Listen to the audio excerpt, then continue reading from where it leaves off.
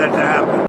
With this latest move by Donald J. Trump, don't you think that justice is underway and victory, overwhelming victory for Biafrans? You see, what happened to Nnamdi Kanu? I am surprised that you I have to tell you the truth. What happened to Nnamdi Kanu is exactly what happened to Nelson Mandela. You know, PWBT, when it was a apartheid government in South Africa, just like APC government in Nigeria, everybody shout and talk. Release Nelson Mandela. Release Nelson Mandela. He refused. Release, he refused. Until I think 1992 or 94, when the whole world leaders sit together and say, whom shall we send to go and talk to PWBT to release Nelson Mandela? I think they choose 4 people or 3 people. I think which Obasanjo was among them that went to talk to PWBT. Obasanjo went there. He speak with the Yoruba language, not English. I think if I'm not a Baba, but I think the thing sounded like this. I think something like that. To show you how personality or powerful Obasanjo was as an individual at that time. After the meeting, what happened? Whether PWBT like it or not, he give chance. Whether he like it or not, he give chance. Edwin Clark took over. And through that, the Clark, he want to raise his set up. They give him money. And that person will take over. Edwin Clark came down and signed the release of Nelson Mandela. So whether Nigeria government like it or not, whether Rrump government like it or not, They have no choice. they have no choice. But I pray that Rrump should be Edwin Clark, not PWBT. Buhari had become PWBT. And when Buhari hand over to Rrump, I think 2 years or so, Shehu Garba come and tell us that Buhari is dead. I don't know the body that is the death of Buhari, whether the one Nnamdi Kanu had been saying that died since 2017, or another Buhari that Shehu Garba is coming to told Nigeria that they have died after handing over to.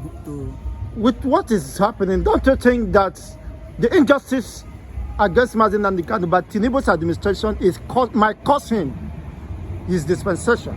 This is why I told you that I pray that Tinubu should be PWBT, whom his name will, should be Edwin Clark, not PWBT, should be Edwin Clark, who his name have entered into Guinness Book of Record as a good man who stopped apartheid in South Africa.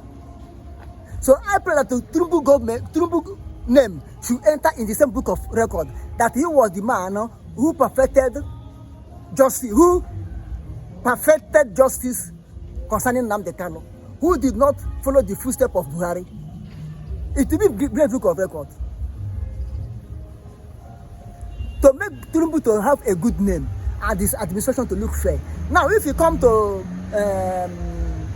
Christians killing and warming up of America.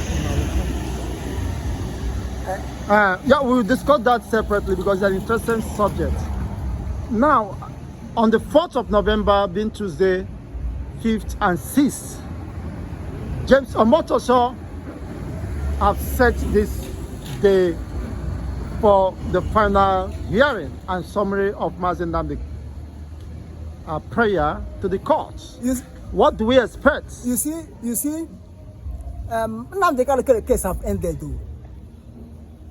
Nnamdi Kanu case have ended.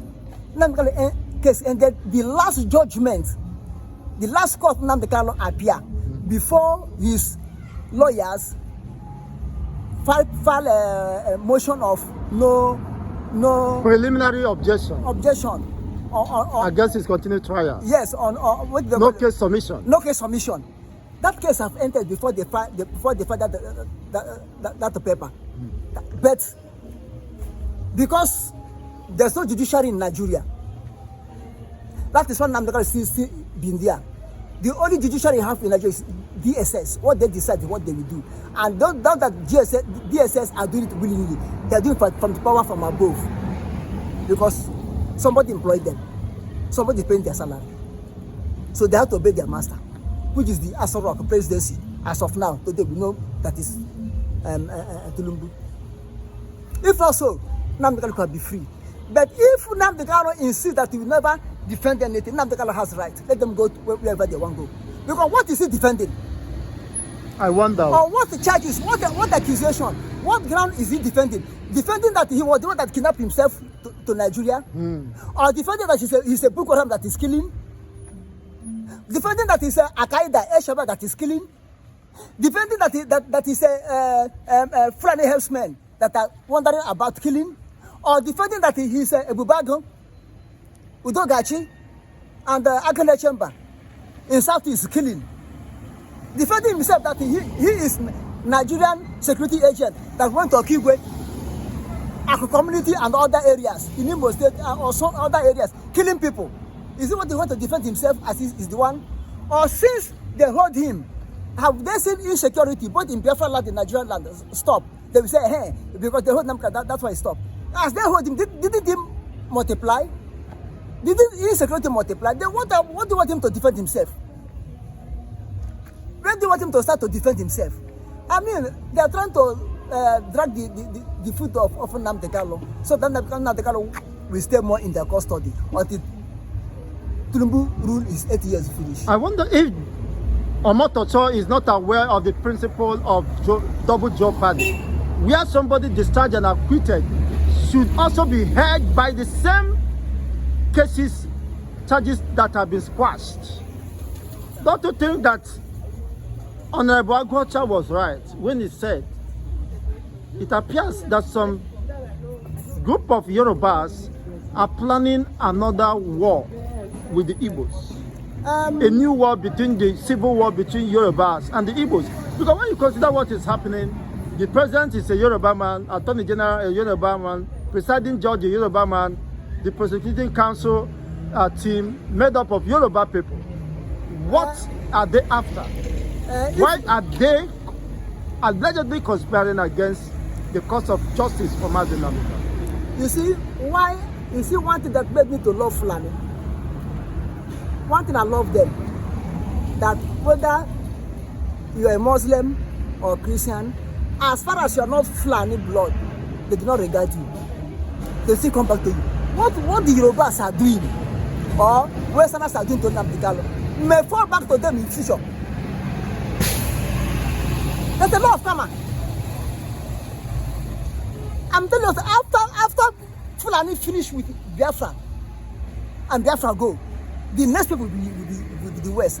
And what they did Nnamdi Kanu will be example to them. They will stand on that, so they will quote it on the court. So time, this happens to so person who liberated himself away from Biafra, from Nigeria. See what happened. See how the procedure. You have to pass through it.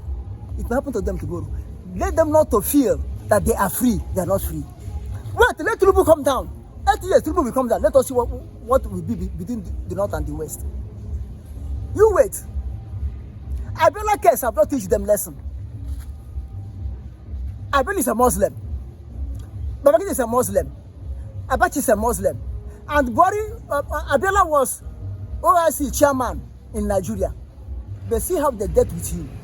Because he is a Satana, he's a Yoruba man. Maybe that is the exact lesson Tinubu has learned, that is surrounding himself. In fact, he has turned Nigeria to Yoruba Federation. Yoruba is for 8 years. As far as democracy, it's for 8 years. And the law, the quote that made the Jonathan not to come in, they may quote the same law. No Yoruba man will step there again until Fulani finish their own time. Because after Tulumbu, they say it's a turn of Northern. And that who are the North to take over? Fulani. Are you having any fear that may not be Nigeria tomorrow? With what is going, I have said it now. Do you see already that the country is parting ways? I have said it before. People were yabbing me. I say if care is not taken, the way things are going, and how the Yorubas and Tinubu are behaving, Tinubu may be the last president of Nigeria. I'm not saying automatically. If care is not taken, Tinubu may be the last president of Nigeria. And this is why, if you want things are going on, the Yoruba, the Westerners may be doing underground work, unknowing to the north and the east. They are doing Biafra. They'll be doing their own underground work. That's the very night the Tinubu will hand over. You hear Yoruba national anthem. That's the very day Tinubu hand over. In the night you hear Yoruba national anthem. I'm telling you honestly, because one thing with the West, they are good in calculation. They are good in calculation. They'll be telling you Benny, and be doing their work on the ground. Before you know where they are, it has been too late. You can't stop them again. I'm telling you honestly, joke apart. They may not come out and fight you openly. If you may carry gun, they'll see Dobale. They frustrate for you, but they're doing the work. The day they rise up, that you are going, you shoot it, it not sound. That you are gone, you are proud of it, you shoot it, it not sound. The day they are ready. So don't take them, come on. It's only we Biafra that we come out and be fighting, struggling. People know that we are struggling. They will be telling you, Benny. Even though they carry you on their head, when they carry you on their head, you may be shit on their head, release a mess on their head, you'll be smelling, but they will take their hand, scrubbing your anus. You think that they're trying to clean your anus. Before you know it, your intestine is on the ground. They will drop you dead. Your intestine will be on the ground. You shoot. You can't. They take their hand, they scrub them. They scrub your anus. You think that they clean the feces in your anus. Before you know it, your anus have opened. Your intestine on the ground. They'll drop you dead and start going. But yes, they go and carry water, wash the shit on them, and put nice perfume, and be looking fine. You are dead. So don't take them to play. They work with their senses. What is your perspective position about Omotosho? Is it playing a script as some allege, or working for a vested interest? Because his insistence or suggestive statement that Nnamdi Kanu is guilty. How could he be saying that he has a case to answer when it has been proven that he has no case? The appeal court has upheld that verdict, discharged and acquitted him. Is he not conversant with those rulings? You see one thing, Justice Omotosho may be doing what he's doing in favor of his brother Tinubu. I'm telling you honestly. Which means he is probably might be biased. Not biased, he knows what he's doing. You know that Nnamdi Kanu is free and fair. You know that Nnamdi Kanu has no case to answer. You know that Nnamdi Kanu is not guilty. You know that Nnamdi Kanu is right. Even his prophecies have come to pass. Now, but he's doing everything to protect the Tinubu administration, to favor Tinubu administration. Do not be surprised if Omotosho stand and Tinubu enter second term. On the 4th year of Tinubu, Omotosho may resign from anything bad. He may resign from anything bad because he has accomplished his mission by holding Nnamdi Kanu until Tinubu tenure finish. Holding an innocent man, not by name, but by conviction of the courts. Do you think that will breed some level of hatred among Igbos? Because Igbos are now seeing it not just about Nnamdi Kanu, but is now a conspiracy attack on the entire Igbo race. You see, for hatred, there's a hatred against Biafrans, against Igbos all over Nigeria. It's only few people, individuals, like Shawore, people like him, both in the west and the north, that can come up and say, Igbo man is right, to see what where Igbo man is made a mistake, see where Igbo man is right. I'm not saying that Igbos are perfect, but you cannot add anything bad on one tribe. This one that Babangida came and wrote that Igbos were the coup, we are not Igbo coup. Igbo coup. When he was there, didn't he say that Igbos, what was his role? Is he not part of those who massacre Igbos? Is it not a war for killing Igbo? What can't say that time that Igbos are right? The only person in Nigeria at that time I know that tried to show fairness to Biafrans or to Igbos is Duncan Bale, the General Duncan Bale from Middlebelt, from TV. He's the only person, even though he tried to stop the coup that destroyed Aguirre. When they killed against start massacring the Igbo, Duncan Bale wanted to stop it, but the Nigerian soldiers want to mob him. He removed his hand because that can help come up in hierarchy.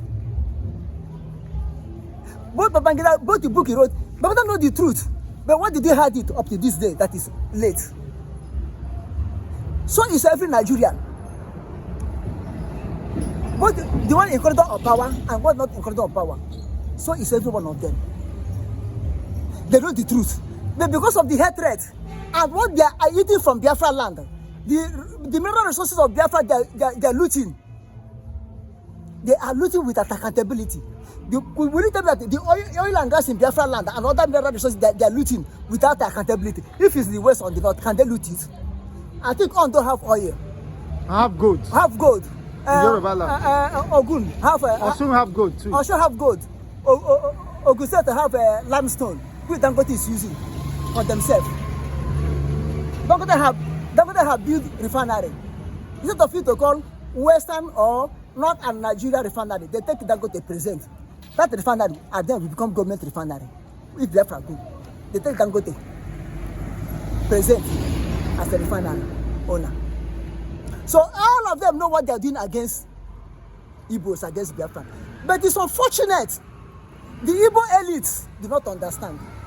It's unfortunate the Igbo elite hate Igbos. Look at Uzodimma. Gumi asked Igbo governors. Use Igbos against Igbos. Use Igbos against Igbo. Raise Igbos use against IPOB. Against IPOB. Who are the IPOB? Who are the Igbo youths? Is it not the same people? And they are doing it. They are doing it. So is Igbo politician and Igbo elite, Igbo so-called Igbo businessmen, Igbos that have affiliation with the North and the West, that feel without North and the West, they cannot succeed. These are the people that hate Igbos really. The enemy of Igbo man is Igbo man, not outsider. If all of us come together, we can be able to defeat outsider. And this is what they see. I know that if let the whole Nigeria gang up now, and Igbos come together, they cannot defeat us. That's why they always sow discount. They will pick person who lose election and push the person that win the election and make the person who lose the election. Which is the choice of the people. They will discard the one. And they use the wrong people that people don't want. They can use him as a tool. A tool, so that there will be anarchy. They'll be killing themselves. And when you surrender, say, okay, for peace sake, let him rule, for peace sake. See, they use him to be killing people, going house to house. From a Bubagan, carry uniform, give Fulani, herdsmen, they wear in the name of a Bubagan, going house to house, killing people.